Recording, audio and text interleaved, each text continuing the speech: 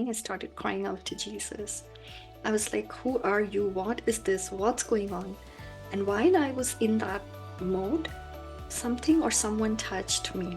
That's how it felt, like as if I was touched. It's so hard to explain because it wasn't like a human, tangible touch with your fingers or something like that, but it felt like a touch. I just was filled with peace, and I opened my mouth to say something, but this part is precious to me.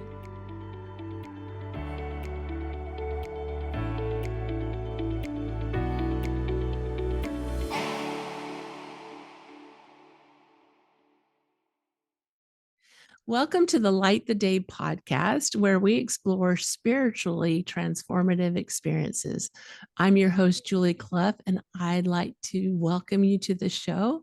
And I am so thrilled to welcome Pooja Chilukuri. I said it right before we started. I'm going to try again. Chilukuri. Welcome to the show, Pooja. Thank you so much for having me on today, Julie. Thank you. Yeah, I'm so excited to hear from you today. I I I just have adored you and adored your story, and your experiences are so important. And so I'm grateful that you're here today. If you will share just a little bit about yourself, and then we'll go into the backstory that brought you to where you are today. Thank you, Julie. Yes, I'm joining you today from North Carolina. I have lived here over 30 years. I'm originally from India, and here I have my own practice for nutritional therapy. I'm a health coach. I teach some classes on wellness. I love to write books. I binge watch videos of those who've had near-death experiences and spiritually transformative experiences. So living here with my two beautiful children and my husband. That's, Beautiful. yeah. Yeah. And we met through IONS and through some of the interviews, previous interviews that you've done, because I also binge watch spiritually Mhm. transformative experiences and near death experiences. So let's go back, because you mentioned you're in North Carolina, but you're from India, Yes. and a big metropolis in India. So take Mhm. us back to those early days and some of the things that happened that brought you here. So Yes, I'll be happy to share that, Julie. So, yes, I am from a very, very big city, Calcutta. The last time I checked, which was 10 years ago, I think it was like 12 million people. So, it's probably more now. And this was the city where I grew up with exposure to all different religions. I come from a Hindu family, so my family was predominantly Hindu. And what that means is Hinduism is so vast and complex, and every family does it just a little bit differently. But there are some things in common, like my dad had a temple inside our home, and every morning, like that's what woke me up. We didn't have an alarm clock. He would start ringing those bells because he was praying to all these gods. We had so many of them. And so I remember waking up to just the sound of this temple bell. So, even as a little kid, it was very evident to me that God was something very real, very sacred, and something that we had to respect. And so I was taught the religion just watching how my parents did it. But my family, also within my family, there was diversity. So even though we were Hindus, like my mom, she was a huge, like a big fan of like Sufi mystics. So, those would be like Rumi, but there were others. And my grandfather, he practiced something called Jainism, which is similar to Buddhism, but they practice an extreme form of nonviolence.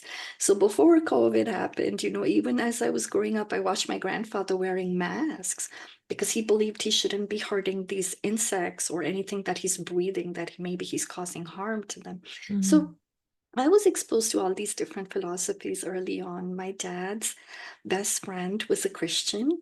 So we used to get this big giant Easter egg. It was big chocolate egg with candy inside.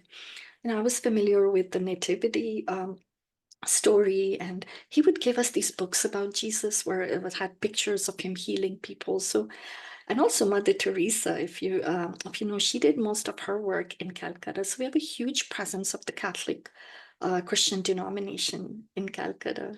Mhm. And then we had friends who were Muslim. So, you know, where religion is concerned, it was huge. It was like I always say I had a religious buffet and I got to pick and choose whatever I wanted.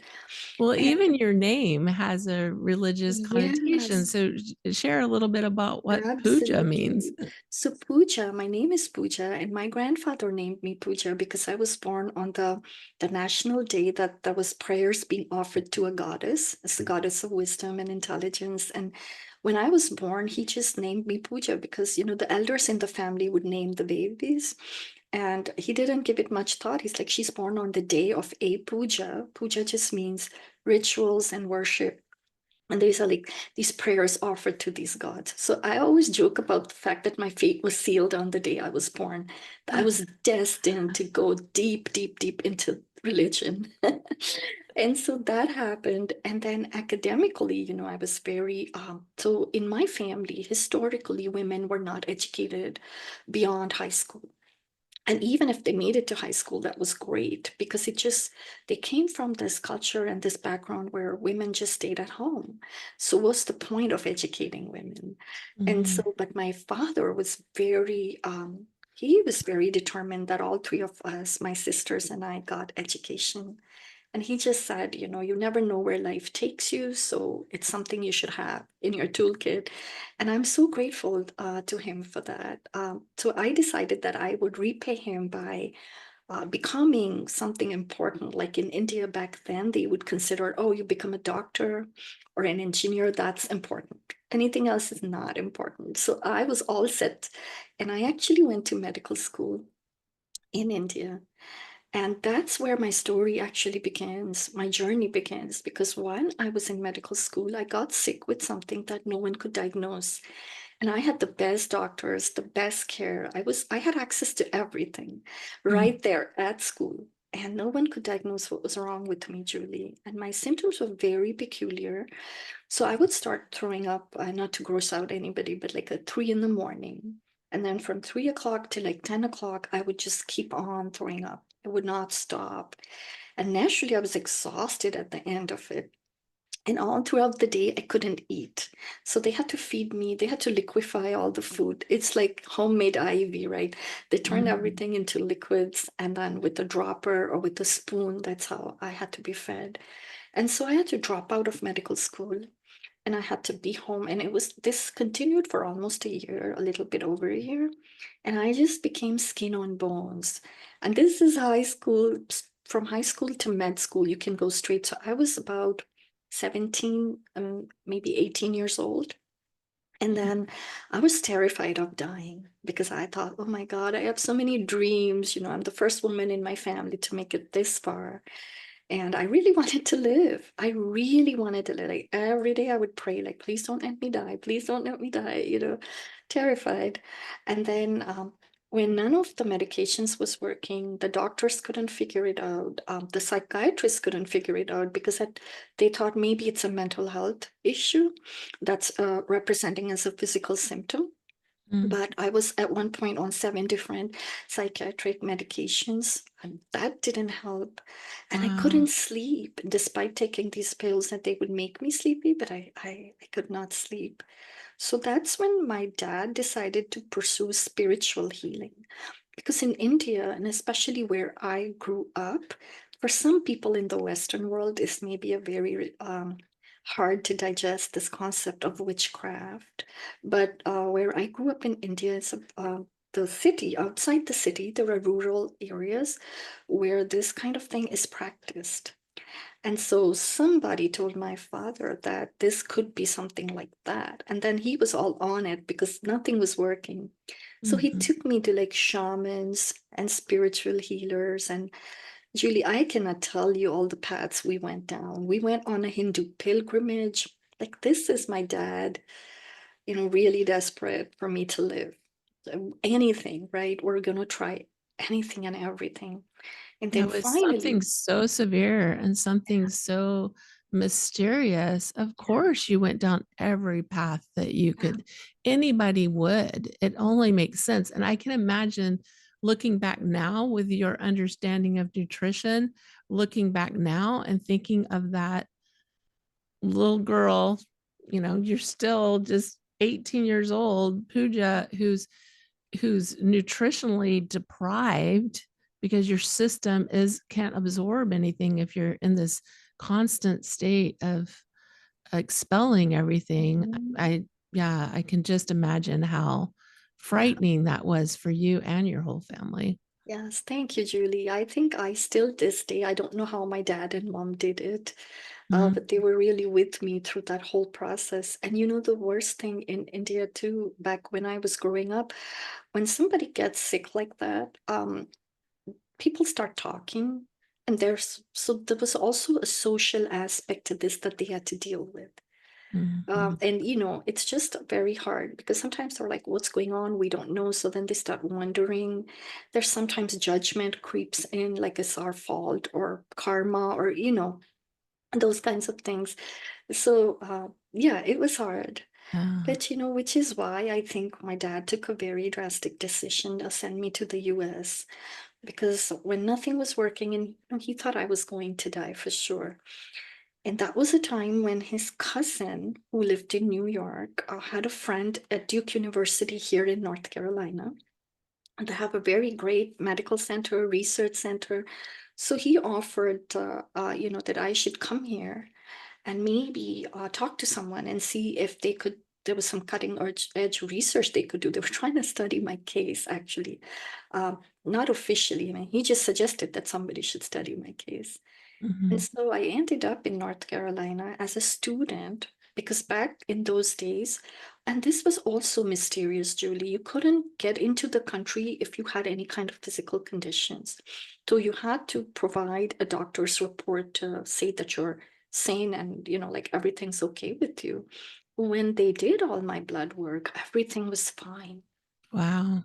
I mean, there's a battery of tests you had to do, and everything was fine. And so, in a way, that worked out because it helped me to get admission. And I came here to do my undergrad, not knowing that I would actually get to finish it. But it was a starting point. And so I came here to Meredith College, which is Duke is in the backyard. So, you know, and I tried to get in touch with this person, but that's the other part of my story. But this is how I ended in the US. Yeah. Yeah. And if I remember correctly, like you the only way to get in was to get a student visa. And so Yes. that's why you enrolled and became a student here, which is why you referred to, surprisingly, you were able to finish it here because you thought you were just going to be here to receive this health Yes. help. Help. And then, Yeah. yeah, so many interesting twists and turns of how that developed for you. Yes.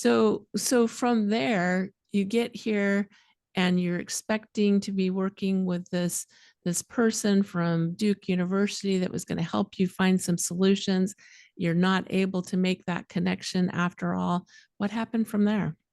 So once I was not able to connect with this person, also I could not hide my situation because physically everybody could see that something was wrong. So some of my roommates, they said, you know, there's a church here, we could take you there and maybe we could pray for you because I broke down and confessed what was going on to my roommate. And so there was a bunch of freshman students, and that was a junior. I still remember her. So we all went together to this pastor's home because this church they were talking about was not wasn't a very big church. It was a very few people, but that's the only one they knew. And so they took me there, and then the pastor said, "How, you know?" He just asked me a few questions, and then he said, "Do you believe that Jesus can heal you?" So I'm thinking, well, nobody has been able to heal me, but I still had, Julie, I still had that picture of Jesus healing the lepers. Like I had that in the back of my head, Mm-hmm. and till this day, I don't know. You know, I just said yes. I said yes, I think he can. And he said, okay, well, then we're just going to pray. So they didn't do anything. They just stood there and prayed. Well, all these other healers had done a lot of rituals and other things, but these people just said words, and I'm thinking, is anything gonna happen? But Julie, when I went back home that night, the next day I woke up, I had slept through the night and I had not thrown up once. Wow. Not even. And I just was so puzzled and so happy. But, I just didn't believe that the healing had actually happened, because when you've been sick for so long, it's hard to believe it when things are getting better. And so I got scared and I was like, I need these people to pray for me every day. Because I just was like, whatever this is, it's working and I don't want this to come back. So, I was, and they were very kind. The pastor did pray every day. They came every day to visit and to pray with me on campus. So I've always been very grateful for that. And Really. that time I was still practicing as Hindu. But once they started praying and my healing became very obvious that I was absolutely all right, that's when I started going to church. And for some time, I was going to church and doing my Hindu rituals all together, because when I was growing up, we had many different gods. So for me, Jesus was one of the gods. And so Mm. it just felt like, okay, I can just add him on to this long list of gods that I already have, no problem, right? And so I did that for some time. And then one day I remember, like, my dad had given me a prayer book, and because we were following all these spiritual healings, and in the prayer book is all these prayers to this one God that can protect you from evil spirits. And I used to say those prayers every night because I was so frightened. It's like, I don't want anything to come back. So I was praying, and the one night I was praying that, I had that book in my hand, and all of a sudden I felt something pricking my heart. Now, I don't know. When I look back, I honestly, when you've had all these years to process, you wonder. But honestly, I think what I felt was, I don't want to say that it was guilt, but I felt this sensation that, why am I reading this book when it was Jesus who healed me? Like, Mm. I was just thinking, what am I doing? He healed me. And so I dropped this book and I picked up the Bible. I thought, okay, since Jesus healed me now, this is what I should do. I should read the Bible because that's his book. That's how I'm thinking. And Yeah. as soon as I picked it up and I opened it, the very first things that I saw there was, uh, my sheep hear my voice. Because this pricking that I had, it felt like a voice. And that was the first time in my life that I felt something outside of me that also felt like it was within me. Like it was a moment that I'd never experienced before. So when I am hearing this voice, and then when I open the Bible and the first thing I see is my sheep hear my voice, I Wow. just, made that connection that that was Jesus talking to me. And something happened to me in that moment where I just decided, I went like all out, and I decided that this is the only religion I wanted. And I just want to learn about Jesus. I just want to be with Jesus. I just want to read the Bible. Like, I wanted to become a Christian. Like, I wanted to switch religion. And that was a problem. So as long as I'm adding Jesus to a long list of gods, it was not a problem. But if I'm going to call him and I'm going to say that now I'm officially changing religion, that's a huge problem for social reasons mainly. Yeah. My dad was very supportive. Um, and so he said, if this God healed you, we owe him our everything. So you go for it. My mom, who is going to marry your sisters if you change your religion? So that's how my journey from Hinduism to Christianity came about. Yeah, we're so affected by our culture and our upbringing and the the relationships, and there's so much conditioning there. So I can understand that confusion that happens when you hear this voice and you feel this call or this draw to move in a certain direction, but then you're like, but wait, what about the rest? So I know that you did move forward with your decision to change religions, and you went to that same pastor who helped you. You started attending that church. Yes, I did, Julie. And, for me, it was everything was new and I was very hungry to learn. And I was very grateful to be healed because remember how terrified I was about dying, Of right? course. And so I made up my mind that I was going to learn everything. And this is my teenage or my young adult. I was 20 years old, right? And I'm thinking, and I'm going to be the best Christian that ever was, right? How naive, how naive. But on that note, I started going to church. I started serving in that church. I was attending church every time the doors were open.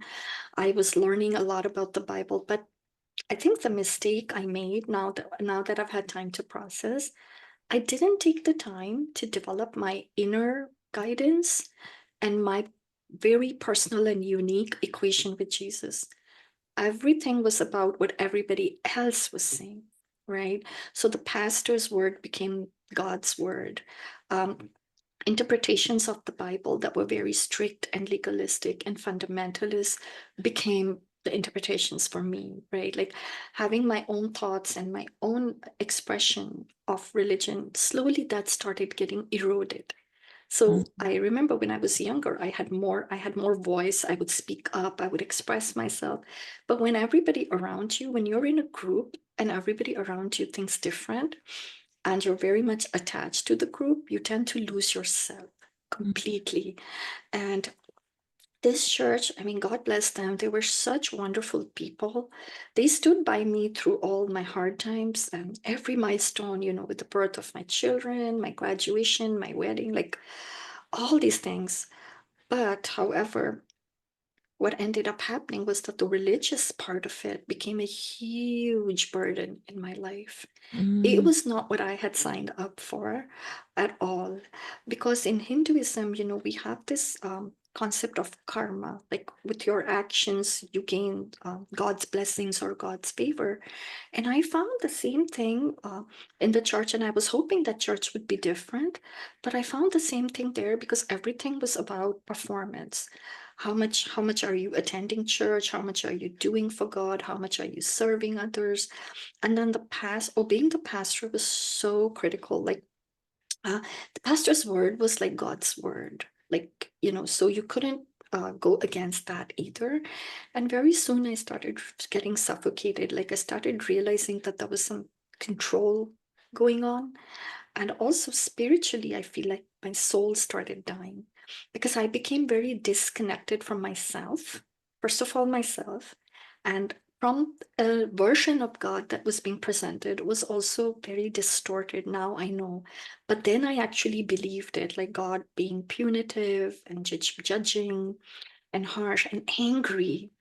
And the Mhm. wrath of God and the wrath. I cannot tell you how many times I heard that phrase, the wrath of God and the judgment day and scary stuff like that. And then I had to contend with this whole doctrine of what about my family and friends that don't believe, are they going to go to hell because now you're telling me that they will because they don't think like us, the us versus the them, so much. There's so much to unpack here, Julie. I could go on and on, but um, in the end, it left me in a in a state of emptiness, like complete empty, completely disconnected, feeling separated from God, even more than when I was a child. Because even as a child, even though there was all these rituals and traditions, and some people were afraid of God and wanted to do all the rituals properly, but as a child, I also knew that I could just talk to God.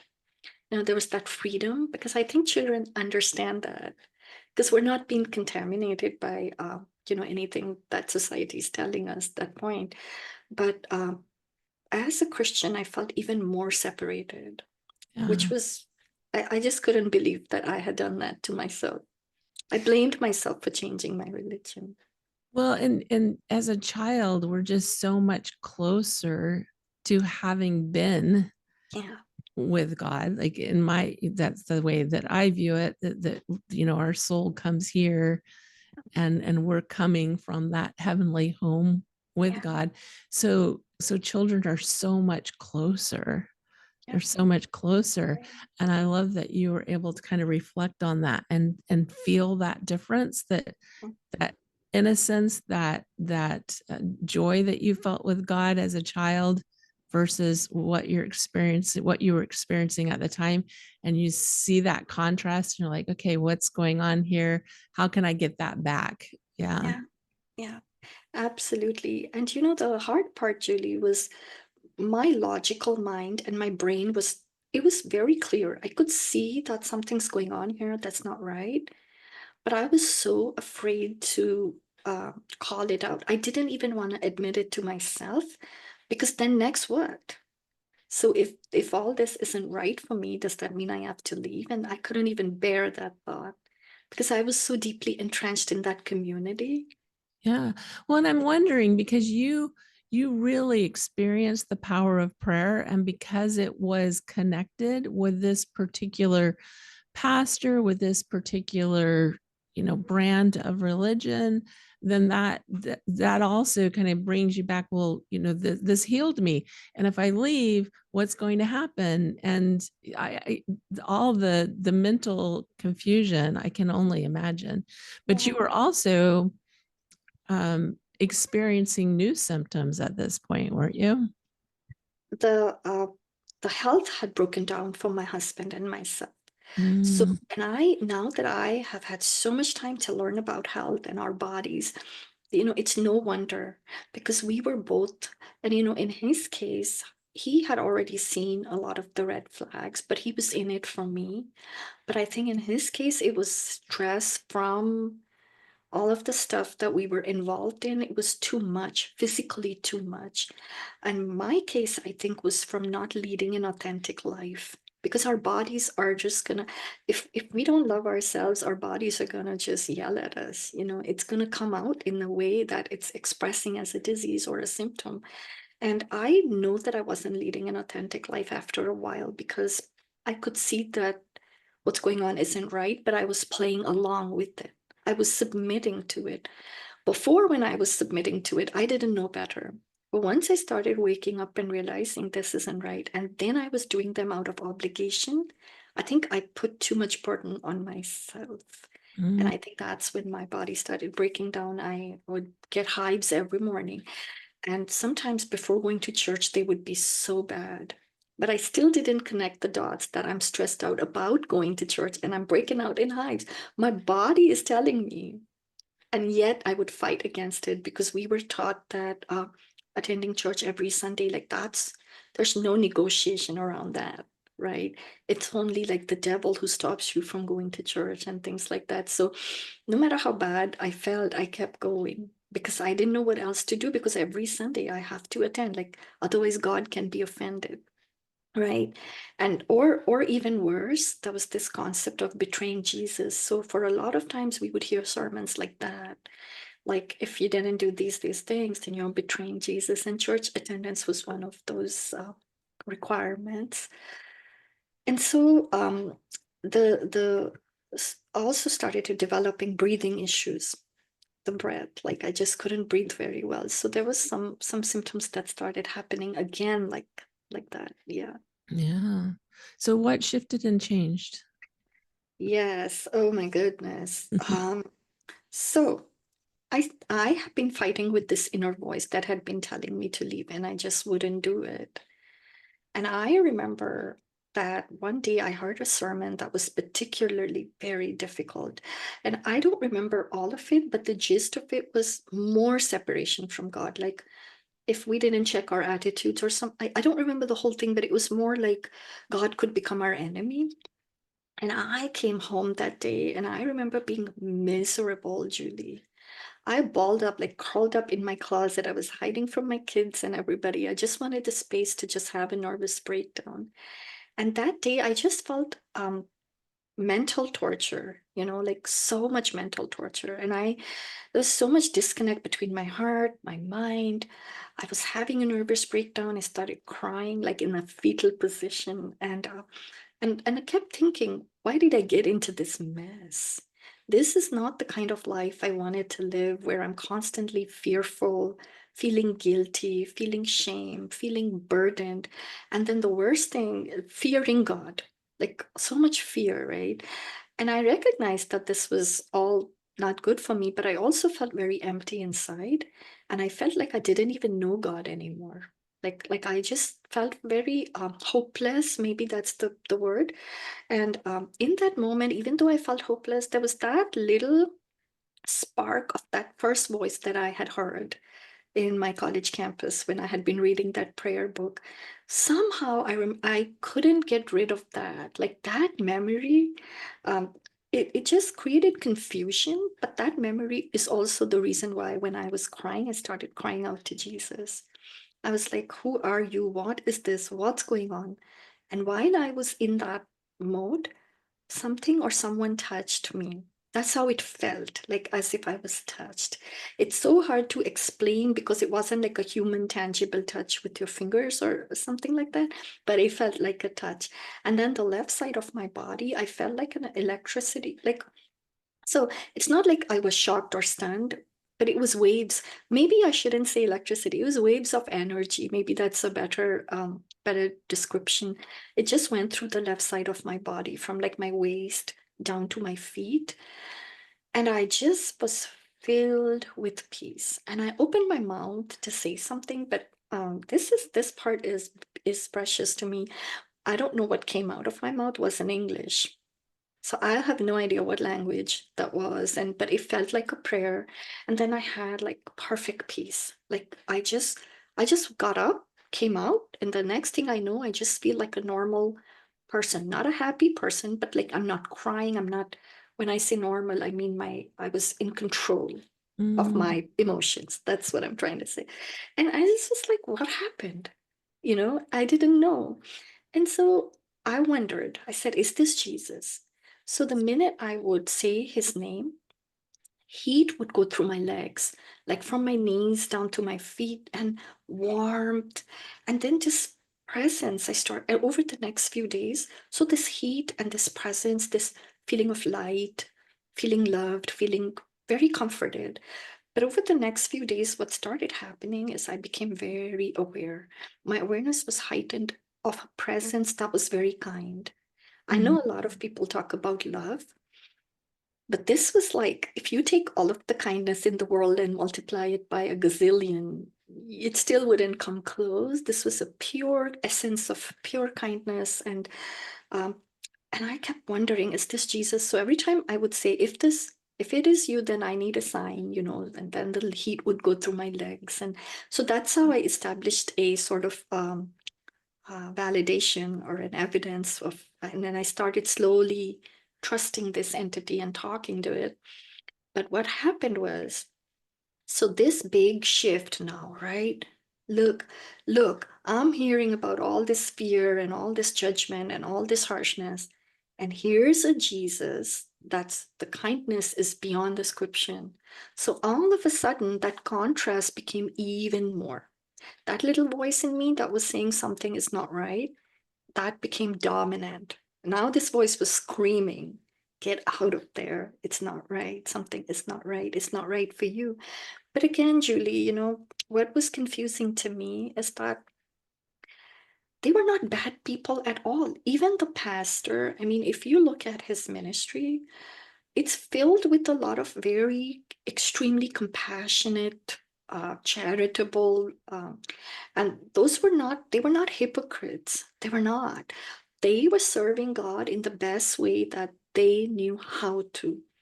And seeing all that goodness in them is what was throwing me off. And I felt guilty for leaving because personally they had done me no harm, no wrong.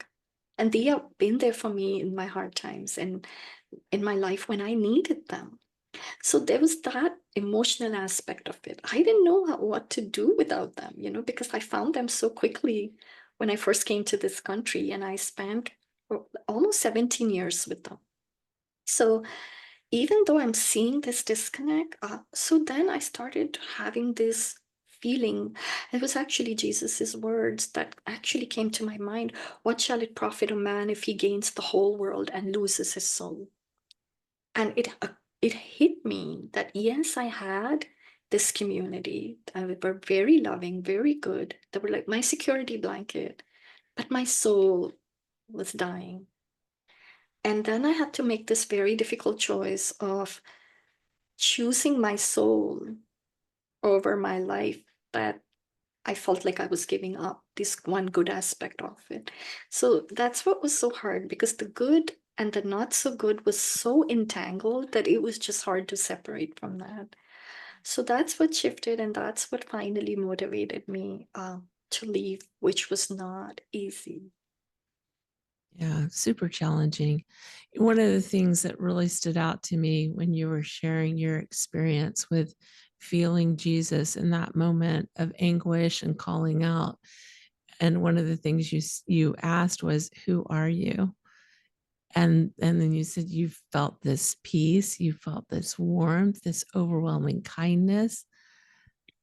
What a beautiful illustration of that presence that you experienced. Yeah.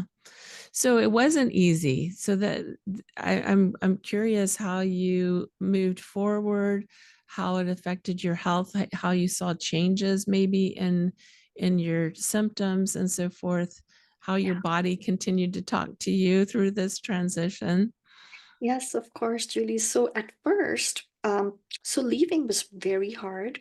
That was a very tough conversation. It lasted over 5 hours. And at the end of the conversation, also, there was more guilt that was piled on us, because we were told that we are betraying Jesus, we're betraying the ministry, and the wrath of God might come upon us because, again, we're going off the path. And when I tried to talk about this presence, it was insinuated and even said that it's kind of like the angel of light that's trying to deceive us. So, in all honesty, I made the decision, we left, but then I was actually struck with all this doubt, because then I'm thinking, oh my God, am I really going after Jesus? Did he really tell me to leave? Did this? So the first few months was riddled with confusion. So the health actually got worse for a bit. And then I remember not knowing what to do, but I still wouldn't give up my Sunday attendance, even though I wasn't going to that church. Because, so here's the thing, right? When we experience a shift in our soul, our minds and our brains and everything else takes a while to catch up. That's Mhm. just been my truth. And I really, really struggled with this awakening, but yet the inertia was still to keep doing things the old way, with the old mindset. And honestly, this is also, that was also another teaching of Jesus that really helped me during this time. And he actually says somewhere, you cannot pour new wine in an old wineskin, because Mhm. the wine will be wasted and the wineskin will actually burst. And so I recognized that a new wine was coming in, but I really struggled back then to figure out what my tools were so that I wouldn't go back to my old ways. And I found another church and I started going. But actually, this was a way, the messages were much more empowering and much less stressful. But it was at this time, Julie, that I started developing symptoms that were peculiar to me. I'd never experienced. So, and if I would pull into a parking lot in the church, my heart would start pounding, right? I would sit there and tune out, like I'm so scared, like hyper vigilance. Every word I would have a physical bodily response to. Started developing anxiety. And then the most shocking thing happened. Things that I used to love, like singing in the choir or reading Bible or whatever, anytime I tried to do those activities, I would have panic. Like Mhm. something in me would just be like panicking. And I started recognizing that something wasn't right. And this time my lungs, and I had reactive airways. So my body was speaking in many, many ways. But what I never knew then, and I knew this years later, I realized 3 or 4 years later, that this was trauma, that I was experiencing signs of something called religious trauma. Mhm. And back then, I had no clue. This word didn't exist. I think this was coined in 2012. We left in 2011, but the awareness around this, I don't think started spreading till like 2016 or 17 is when I started hearing about it. Mhm. So it helped to have that definition on it, but also thank God that, we say, okay, the universe, all the synchronicities, right? I know you're no stranger to that. Mhm. Um, that was the time when I was also exposed to health and wellness modalities because I felt like I had to start my life from scratch. I just had this intuition that if I needed to move ahead, I needed to start over. And so I went back to the beginning because my childhood was a happy one. So for that, I'm so grateful because I went back into my childhood to find what made me light up. And it was medicine, right? Remember, I wanted to be a doctor. And so I knew it was too late for that. So I decided I'll train as a nutritional therapist. And it was during that journey that, oh, just a whole portal opened up. The people that I met, the tools that I received, everything. It was almost like everybody in my spirit team was working overtime to get me healed. But I had to do my part as well. It wasn't easy. I had to implement certain tools, like, first of all, physical self-care. And second of all, the tools that I use was learning about boundaries, you know, and then also a lot of cognitive behavior therapy tools that I never went to a therapist, but those tools were available to me through coaching and other things, that videos that I was watching. So I think my slowly my set started shifting. And here's the thing, Julie, that is so fascinating to me. Um, it was a big struggle. I wanted to believe that God is love because I was feeling this presence, but at the same time, because of the fear. So, using all those therapy tools, right, to battle the fears, I slowly started changing my mind about God. Yeah, God is love. And this is the safest place for me to be in the whole universe, is to be in the presence of this love. And you won't believe it, but it was a huge transition for me, from Mm. fearing God to being confident that God is love. And then I noticed that my breathing was improved. My hives had practically vanished, but I was also working for that physically. I was making lifestyle changes for that. And so those symptoms vanished. But the religious trauma continued. That lasted a really long time, and finally I listened to Jesus, and I absolutely stopped going to church. On That was in 2016. And when I tell people, it was Jesus asked me not to go, because Jesus knew that the source of my pain I needed to be removed from if I had to heal. Because you're fighting an uphill battle, right? You have trauma, you're using all these tools to help yourself, but if we keep going back to where the pain came from, then Mm. we're kind of fighting an uphill battle. And I think he knows that. He knew that. And when he asked me not to go, I just couldn't believe it. I said, this can't be right. Of all things in the universe, this Jesus cannot be telling me not to do this.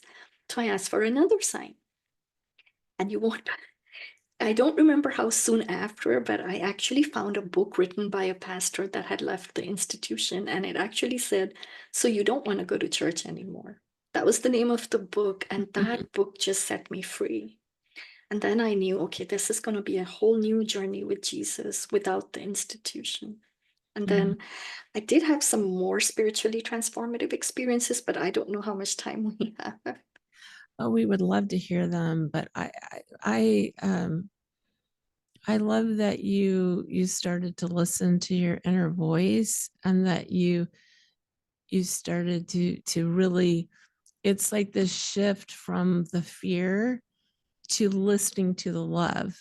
It's like the fear, the voice of fear in our world, just in general, that Yeah. it is so loud that it's so challenging for us as individuals to listen to the voice of love, which is at the very center of our being, which I believe is connected to Yes. that greater good, to God, to source, to all that is. And so it's like it's we have to go within to listen to that inner voice, which is the love. Yeah. And from there we can serve from a place, we can show up in the world from a place of love instead of adding to the fear. So Yes. I love that. I would love to hear. One of the things that I have found is so often the people that I personally know that have left religion often they leave God, they leave spirituality, and Uh, and and I would love to hear what your experiences were with staying connected to the spiritual, with staying connected to that source energy that you were finding, um, even though you were experiencing this religious trauma that was so linked to the spiritual. yes, it's a great question, Julie. And sometimes when I reflect on that, I actually have tears because I always think that if I hadn't had some of those spiritual experiences, I honestly believe that becoming an atheist would have been my path Mhm. because you just have so much trauma and stress from religion. And then that would have been the complete disconnect, right? The complete way to heal myself. So I think the only reason I stayed the path of spirituality was because I was having these experiences. And Mm. you can't ignore something when you are so aware of the presence around you and you know it's not your mind, you know it's not coming from anywhere, it's outside. And so I think that helped me to stay the path. That gave me the motivation I needed to work on myself to heal. And I also think that having my family was important because I knew that if I broke down and then what would happen to them, right? So I think there was some motivators like that in along the way in my life. And I also had some other spiritual experiences other than the one in that closet. I had this one dream I just quickly share. I was asleep at night and I felt that somebody had thrust me out of my body. Now, I did not have an NDE or anything like that, but this is a dream. But the feeling, I still feel it, is so real. Like I was pushed out of my body and I was caught up in a twister. It's like a huge, this tornado, but it wasn't frightening. It wasn't scary. It was so gentle. And then my whole body becomes light. Like, you know how when you're floating in a swimming pool and then you don't feel the weight of your body? Like, I didn't feel like I had a body. Like, it was so light. And then I started experiencing this presence again in this dream.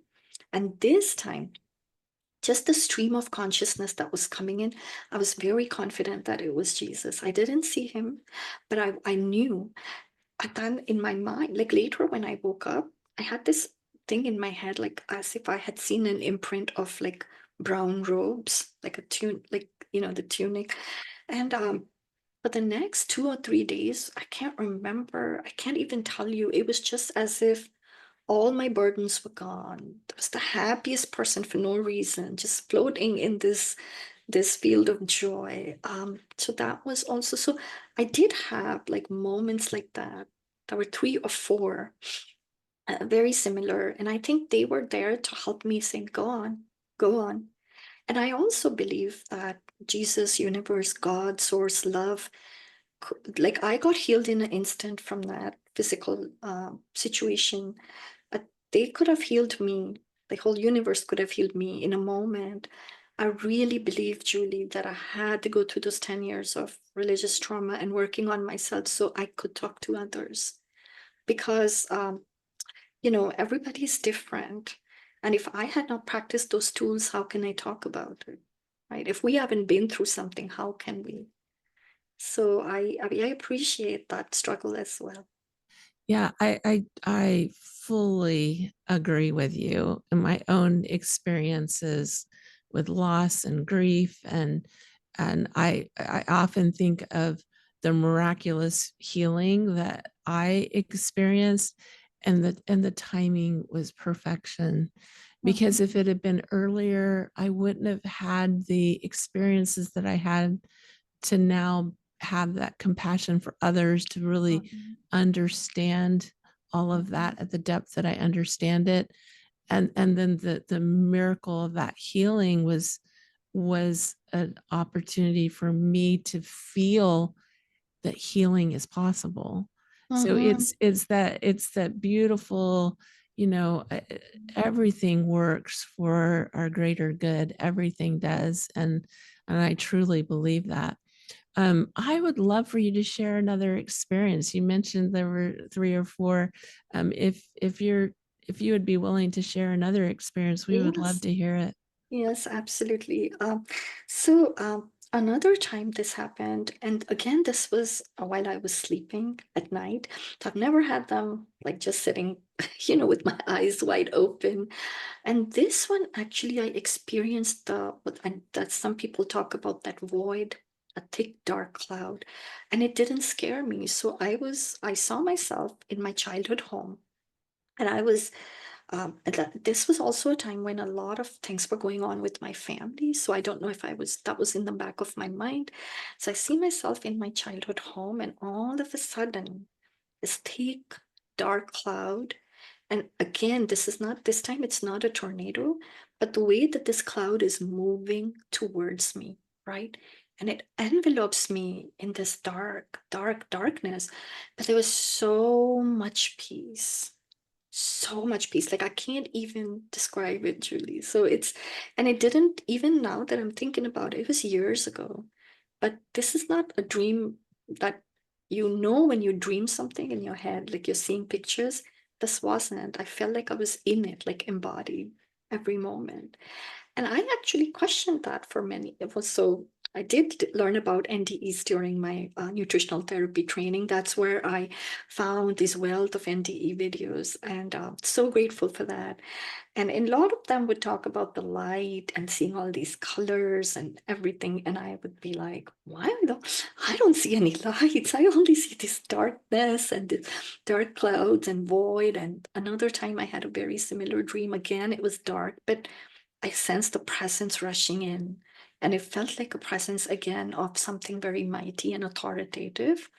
And I remember thinking, but then I felt like all my burdens were gone. So that was the common factor in all these experiences. I would come out of it burden free, like just light and happy. So I did have the question. I was like, why don't I see light and colors? And then I found other people that had. So I feel that okay, it's all legit. Yeah, and kind of the thread that runs through, like you said, is just feeling that burden lift, feeling Hmm. that peace. Yeah. I think it's so fascinating because the dream that you shared, you were in like a twister, like that's the devastation, chaos, and yet you felt peace, and you're in darkness, and yet you felt peace. And so, as you shared these things, I thought this is just such a beautiful illustration that no matter what surrounds us, that we can feel peace, that we can feel okay. And I think that's a beautiful message, especially for the time that we live in now, that to remember that despite what's happening around us, we are Hmm. always surrounded by divine light, divine love, just that if we will just allow ourselves to believe it, tap into it, feel it, it's Hmm. always there. Yeah, and you know what, Julie, while you were speaking, this popped in my head too. I think that darkness that was so comforting, must be kind of like the womb then. And that's got to be dark, but that's Oh, a place we nurture and nourish, right? yeah, So, beautiful, yeah, beautiful. just So I'm curious today, what are some of the things that you do to support your spiritual life, your spirituality? yes, absolutely. So, connection is very important to me, Julie, because that's what I experienced as a religious person, was extreme disconnection from myself and from God and from people too, because my relationships were not authentic, because I was always, because of being in that evangelical mindset, it was always about, oh, how can I get this person to come to church, right? And that feels so icky now that I think about it. So I think developing authentic connections is actually part of my spiritual practice now. When I talk to people now, I'm not just talking at them or talking to them like I'm talking to you now. I'm really trying to imbibe your essence, because we feed each other too, especially when you resonate with someone. So I think building my tribe has been very important. And I think that's what I've tried to do through my podcast and interviewing people and I'm going to be interviewing you soon. So that's one way of feeding my spirit, I feel. And another one is I wouldn't call it meditation in the traditional sense, but a lot of contemplation, right? I love to sit in nature and be very quiet. And then I love to feel that unconditional love that's around me. Like I really try to tune in as much as I can because that feeds my soul so much, so much. So I always say, so connections, contemplate, it's all words beginning with C. I think about it, conversations, having, and then reading. I do love to read a lot. Another thing that I forgot to mention that helped me to heal from religious trauma was actually writing a lots of books that are based on Bible because I had to reframe those things in the Bible that I felt terrified of. So I Mhm. went out on a quest to read more, to educate myself with the culture, the context, the writings, and then to reframe those. And so I started writing, and that's also become a spiritual practice now because it's very cathartic to me to be able to reframe the things that terrified me and just reinvent my faith. Because what's very important to me still, Julie, is I feel like this human life is hard. And in order to navigate this, sometimes the tools that we have in this world is not enough. Sometimes we find that we do need support from the other side. And Mhm. so for me, I cannot give that up completely. And Abs- so sometimes I'll just sit and I try to remember my dreams and, just change the channel sort of and plug back into the where I got nourished from. That's beautiful. Yeah. Well, I know there's going to be people who are going to want to connect with you. So where can they find you? What's the best way to connect with you? So the best way is I'm on Instagram and it's Chilukuri Pooja is the handle. People are absolutely welcome to email me if they need to. It's pooja.chilukuri@gmail.com. And my website is just www.poojachilukuri.com. Yeah, and we'll put that all in the show notes too. What a beautiful person you are. I've just been drawn to you ever since I heard your story several months ago and then had a chance to meet you and see you speak at the IANS conference, which is the International Association of Near Death Studies. And everything that I've seen and heard of you has just been filled with light. So I appreciate you so much being here with us today. Thank you. Thank you, Julie. Thank you very much.